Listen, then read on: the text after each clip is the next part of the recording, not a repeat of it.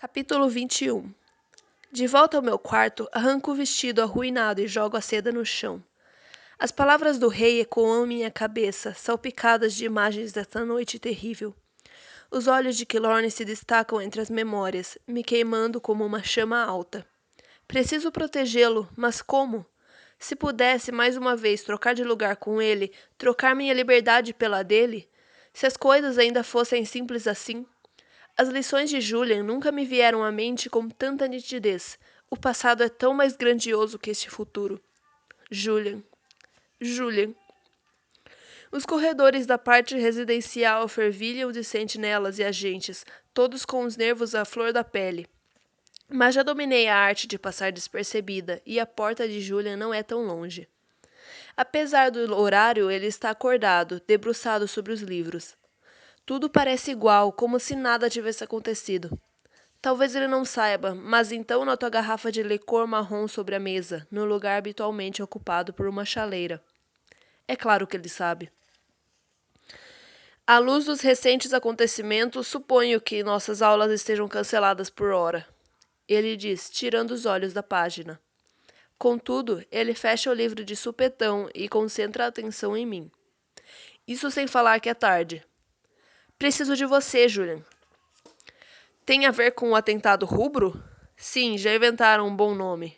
Ele diz, apontando para um monitor escurecido no canto da sala. Há horas está no noticiário. O rei fará um pronunciamento ao país pela manhã. Lembro da âncora de cabelo loiro que noticiou o atentado na capital mais de um mês atrás. Houve poucos feridos, e ainda assim o mercado virou um caos. O que farão agora? Quantos vermelhos inocentes pagarão por isso? Ou tem a ver com os 4 terroristas trancafiados no calabouço desse edifício? Pressiona Julian, à espera da minha reação. Perdão, são 3. Ptolemos Samos com certeza merece sua reputação. Não são terroristas. Respondo com calma, tentando me controlar. Preciso mostrar a definição de terrorista, Mer? O tom de sua voz me fere. A causa deles pode ser justa, mas os métodos... Além disso, o que você diz não importa. Prossegue, mais uma vez apontando para o monitor. Já existe uma versão oficial da verdade, e é a única que as pessoas vão ouvir. Meus dentes rangem até doerem, a mandíbula tensionada. Você vai me ajudar ou não? Sou apenas um professor, e meio rejeitado, caso não tenha notado. O que posso fazer? Julian, por favor! Posso sentir minha última chance escapar por entre os dedos. Você é um cantor, pode falar com os guardas, pode forçá-los a fazer o que quiser, pode libertar os presos. Mas ele permanece imóvel, bebericando calmamente sua bebida. Não faz a careta que espero. O álcool é a rotina em sua vida. Amanhã eles serão interrogados, continuo. E não importa quão fortes sejam, quanto tempo aguentem, a verdade será descoberta. Devagar, tomo a mão de Julian e aperto os dedos gastos pelo papel. O plano foi meu, digo, enfim. Sou uma deles. Ele não precisa saber de Maven. Só o deixaria mais zangado com o príncipe. A meia-verdade funciona bem. Consigo ver o efeito nos olhos de Julian. Você? Você fez isso? Ele gagueja. Os tiros, a bomba... A bomba foi inesperada. A bomba foi um horror. Ele aperta os olhos e imagina as engrenagens mexendo em sua cabeça. Então ele desaba a falar. Eu avisei para não deixar isso sair do controle. Ele soca a mesa, irado como nunca o vi antes. E agora? Perde o fôlego, me encarando com tanta tristeza que meu coração dói. Tenho que assistir você se afogar? Se eles escaparem, ele mata o resto da bebida com um só gole. Depois, numa explosão, despedaça o copo contra o chão, o que me faz pular. E eu, mesmo se eu eliminar as câmeras, a memória dos guardas, qualquer coisa que pode nos incriminar, a rainha saberá. Ele diz, para então concluir balançando a cabeça. Ela arrancará meus olhos por isso. E Julian jamais lerá novamente. Como posso pedir uma coisa dessas? E depois me matará. As palavras finalmente saem da minha garganta. Mereço tanto quanto eles. Ele não vai me deixar morrer. Não vai. Sou uma menininha elétrica e vou tornar o mundo um lugar melhor. Quando Julian retoma a palavra, sua voz soa vazia. Disseram que a morte da minha irmã foi suicídio. Ele começa, correndo os dedos ao redor do punho, detendo-se numa lembrança de muito tempo atrás. Era mentira e eu sabia. Ela era triste, mas jamais faria tal coisa. Não quando tinha Cal e Tibi. Quando foi assassinada e eu não disse nada. Tive medo e a deixei morrer coberta de vergonha. Desde então, aquele dia, trabalho para corrigir isso, esperando nas sombras desse mundo monstruoso, esperando minha vez de vingá-la. Ele ergue os olhos com lágrimas para mim. Suponho que seja um bom modo de começar. Não leva muito tempo para Julian elaborar um plano. Precisamos apenas de um magnetron e de algumas câmeras desligadas. Por sorte, posso fornecer ambos. Lucas bate à minha porta menos de 2 minutos depois e de eu chamar. O que posso fazer por você, Mer? Diz mais tenso que o habitual. Sei que o tempo que passou acompanhando a rainha no interrogatório dos criados não foi fácil, mas ao menos deve estar distraído demais para notar que tremo. Estou com fome. As palavras ensaiadas saem com mais facilidade do que deveriam. Não jantamos, então estava me perguntando se... Tenho cara de chefe? Você deveria ter chamado alguém da cozinha. É o trabalho deles. É só que, bem, não acho agora um bom momento para os criados circularem pelo palacete. As pessoas ainda estão ouriçadas e eu não quero ninguém ferido só porque tive fome. Queria apenas que você me acompanhasse. Talvez sobre até um biscoito para você. Suspirando como um adolescente irritado, Lucas me dá o braço. Antes de sairmos, lanço um olhar para as câmeras do corredor e as desligo. Aqui vamos nós. Deveria me sentir mal por usar Lucas, sei por experiência própria o que é ter a mente feita de brinquedo. Mas se trata da vida de Killorn. Lucas ainda fala quando dobramos a esquina do corredor e topamos com Julian. Lord Jacos, Lucas cumprimenta, inclinando a cabeça em reverência. Então Julian, mais rápido do que jamais imaginei, o segura pelo queixo. Antes que Lucas possa reagir, Julian o encara nos olhos. A luta acaba antes de começar. Suas palavras doces, leves como pluma e fortes como ferro, caem nos ouvidos abertos. Leve-nos às celas. Use os corredores de serviço. Mantenha-nos longe das patrulhas. Não se lembre disso. Lucas, geralmente todo piada e sorrisos, cai num estado estranho, meio hipnótico. Olha para o nada e sequer nota quando Julian retira sua arma do coldre. Mas marcha mesmo assim, nos conduzindo pelos labirintos do palacete. A cada curva, sinto os olhos elétricos das câmeras e desativo uma por uma. Julian faz o mesmo com os guardas e os força a esquecer nossa passagem. Juntos somos uma dupla imbatível, e não demora muito para chegarmos ao fim da escadaria do calabouço. Lá embaixo haverá muitos sentinelas. Julian não vai conseguir se virar sozinho. Não diga uma palavra. Julian sussurra para Lucas, que concorda com a cabeça. Agora é a minha vez de liderar. Espero sentir medo, mas a pouca luz e o tardar da hora são familiares. Este é o meu mundo, me esgueirar, mentir e roubar. Quem vem lá? Declare seu nome e o que veio fazer aqui, grita um dos sentinelas. Reconheço a voz, Gliacon, o calafrio que torturou o Farley. Talvez possa convencer Julian a mandá-la se jogar de um penhasco. Estico o corpo e me preparo para falar. A voz e o tom são o mais importante. Meu nome é Lady Marina Titanos. Sou noiva do príncipe Maven. Respondo enquanto desço os degraus com toda a graciosidade possível.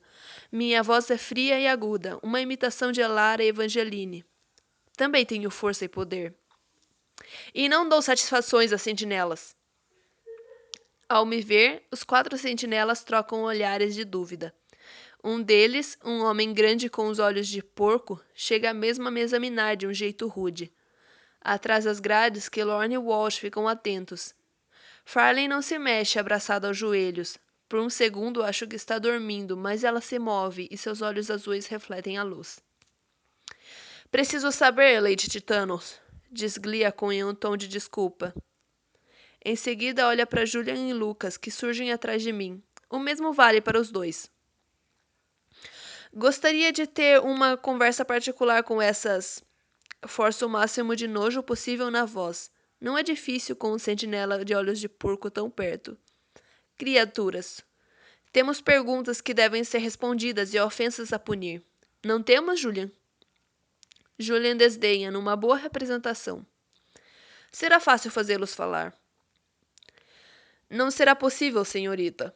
Guincha olho de porco com seu forte sotaque de Harbour Bay. Nossas ordens são de permanecer a noite toda aqui. Não saímos para ninguém. Uma vez fui xingada por um garoto de palafitas porque usei meu charme para convencê-lo de me dar seu belo par de botas. Você compreende meu status, não? Em breve serei princesa e um favor a uma princesa é algo muito valioso. Além disso, esses ratos vermelhos precisam de uma lição. E de uma lição dolorosa. Olho de porco pisca devagar, ruminando a questão. Julian avulta atrás de mim, pronto para usar suas palavras doces caso precise. Em menos de 2 segundos, o sentinela assente e gesticula para os outros. Podemos dar 5 minutos. O sorriso de orelha a orelha que abro chega a fazer meu rosto doer, mas não me importo. Muito obrigada, estou em dívida com vocês. Eles marcham em fila única arrastando as botas. Assim que atingem o patamar da escada, começo a ter esperanças. 5 minutos é mais do que suficiente. Kinlorne praticamente pula nas barras, ansioso por sua liberdade, ao passo que Walsh ajuda Farley a se levantar. Mas eu não esboço qualquer movimento. Não pretendo libertá-los, não ainda. Mer, cochicha Kinlorne, estranhando minha hesitação, mas o faço se calar com apenas um olhar. A bomba. Fumaça e fogo assombram minha mente e me levam de volta ao momento em que o salão de festas explodiu. Me falem da bomba, ordeno. Espero que se desfaçam em pedido de desculpa, que supliquem meu perdão, mas em vez disso os 3 se entreolham com o rosto inexpressível. Farley se apoia contra as barras, seus olhos ardem. Não sei nada sobre a bomba, ela murmura, quase inaudível. Nunca autorizei isso. A ideia era sermos organizados, com alvos específicos. Não matarmos aleatoriamente, sem propósito. E a capital, as outras bombas? Você sabe que os prédios estavam vazios. Ninguém ali morreu, não por nossa causa. Ela diz, em tom de voz equilibrado. Juro, Mer, não foi coisa nossa. Você acha de verdade que a gente tentaria explodir nossa maior esperança? Acrescenta Kinlorne. Não preciso perguntar para saber que se refere a mim. Por fim, olho para Julian e aceno com a cabeça. Abracela discretamente. Sussurra Julian com as mãos no rosto de Lucas. O Magnetron obedece. As barras desenham com um O largo bastante para os prisioneiros passarem. Walsh sai primeiro, com os olhos arregalados de admiração. Kinlorne vai em seguida, ajudando Farley a passar por entre as barras. O braço da líder ainda pende contundido. O curandeiro não cuidou de tudo. Indico a parede e os 3 caminham sem fazer barulho, como ratos. Os olhos de Walsh se despedem do corpo sem vida de Tristan, ainda na cela, mas ela mantém o controle e segue ao lado de Farley. Julian empurra Lucas para perto dos prisioneiros antes de assumir seu posto ao pé da escala, no outro extremo do cômodo. Eu fico do outro lado, espremida ao lado de Kinlorne. Embora ele tenha passado a noite acompanhado por um cadáver, ainda tem o cheiro do vilarejo. Eu sabia que você viria. Ele cochicha em meu ouvido. Eu sabia. Mas não há tempo para comemoração e elogios. Não até estarmos longe e seguros. Perto das escadas, Julian acena com a cabeça. Está pronto. Sentinela Gliacon, posso falar com você? Grito para o alto da escadaria. É a isca para nossa próxima armadilha. E o ruído de passos me diz que ela mordeu. Pois não, Lady Titanos. Quando chega ao calabouço, seus olhos vão direto para a cela aberta e ela arfa de susto por trás da máscara. mas Julian é rápido demais, mesmo para uma sentinela. Você foi andar um pouco, voltou e encontrou isto. Não se lembra de nós. Chame um dos outros. Ele murmura na melodia terrível da sua voz. Sentinela Tiros, sua ajuda é necessária. As palavras soam sem vida. Agora durma.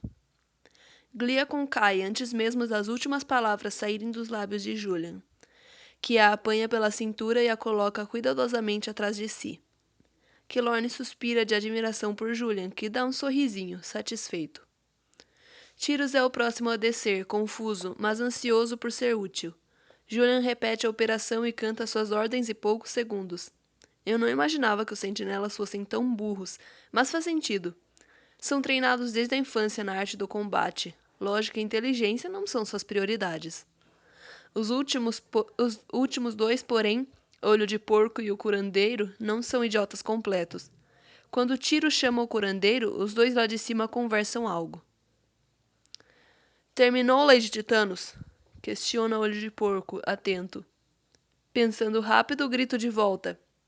Sim, terminamos. Seus companheiros retornaram aos seus postos. Quero ter certeza de que vocês também vão voltar. Ah, sim. É isso mesmo, Tiros? Com uma velocidade impressionante, Julian se ajoelha diante do desmaiado Tiros, abre seus olhos à força e segura as pálpebras. Diga que retornou ao posto. Diga que Lady Titanos terminou. Estou em meu posto, ele diz com uma voz monótona, e espero que a longa escadaria e as paredes de pedras disfarcem. Lady Titanos terminou. Olho de Porco resmunga consigo mesmo. Muito bem. Suas botas batem contra os degraus. Os dois sentinelas descem juntos. Dois. Julian não pode lidar com dois sozinho. Sinto atrás de mim a tensão de Kilorn, que cerra o punho, preparado para qualquer imprevisto. Com uma mão o empurro de volta para a parede, enquanto a outra se ilumina com eletricidade. Os passos param um pouco antes do portal. Nem Julian nem eu conseguimos ver os sentinelas, mas Olho de Porco arfa como um cachorro. O curandeiro também está lá, à espreita, longe do nosso alcance. Em meio ao silêncio total, não é difícil escutar o engatilhar de uma pistola. Julian arregala os olhos, mas permanece firme e leva uma das mãos à sua arma roubada. Não ouso sequer respirar, ciente do nervosismo que domina todos nós. As paredes parecem encolher e nos fechar num caixão de pedra sem escapatória. Sinto uma grande calma ao avançar até o pé da escada com a mão eletrificada nas costas. Espero as balas virem contra mim a qualquer minuto, mas a dor não chega. Ninguém vai atirar em mim se eu não der um bom motivo. Algum problema, sentinelas? Pergunto com um ar de superioridade e uma sobrancelha arqueada, como vi Evangeline fazer centenas de vezes. Lentamente subo um degrau, atraindo ambos até nosso campo de visão. Eles estão lado a lado, com o dedo roçando no gatilho. Acharia melhor que não apontassem suas armas para mim. Olho de Porco me encara, mas isso não me abala. Sou uma nobre. Preciso agir como uma. Agir por minha vida. Onde está seu amigo? Ele pergunta. Ah, já está vindo. Uma das prisioneiras fala demais. Precisa de uma atenção extra. A mentira sai fácil. A prática realmente leva à perfeição. Com um sorriso maldoso, Olho de Porco baixa um pouco a pistola. A vadia cheia de cicatrizes? Também precisei apresentá-la à minha mão. Ele ri. Rimos juntos, enquanto imagino que a eletricidade faria aos seus olhos gordos e pálidos. À medida que me aproximo, o curandeiro segura o corrimão de metal e me impede de avançar. Calma, digo a mim mesma, carregando a mão com energia suficiente. O bastante para não queimar, não ferir, mas derrubar os dois. É como passar linha por agulha. E desta vez a costureira experiente sou eu. À minha frente, o curandeiro já não ri com seu amigo. Seus olhos estão brilhantes e prateados. Com a máscara e o traje flamejante, ele parece um demônio saído de um pesadelo. O que você tem atrás das costas? Sibila através da máscara. Dou de ombros e me permito um passo a mais. Nada, sentinela Esconos. A próxima palavra é severa. Mentirosa. Reagimos ao mesmo tempo e partimos para a ação. A bala me acerta na barriga, mas minha eletricidade flui pelo corrimão e chega pela pele do curandeiro até seu cérebro. Olho de porco grita e dispara. A bala perfura a parede por pouco e não me acerta, mas eu, sim, o acerto com uma bola faiscante que tinha atrás das costas. Os dois caem ao meu lado com os músculos se contraindo do choque. Então chega a minha vez de cair. Por um segundo passa pela minha mente uma dúvida. Será que minha cabeça vai se espatifar contra o chão de pedra? Acho que deve ser melhor do que sangrar até a morte.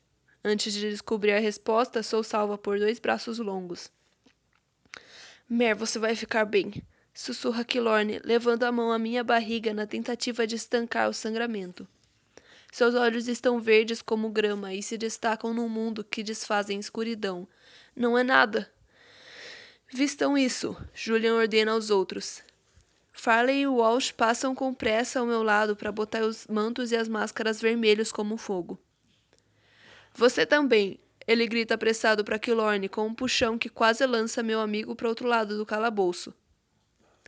Julian, me esforço para chamar, tentando agarrá-lo.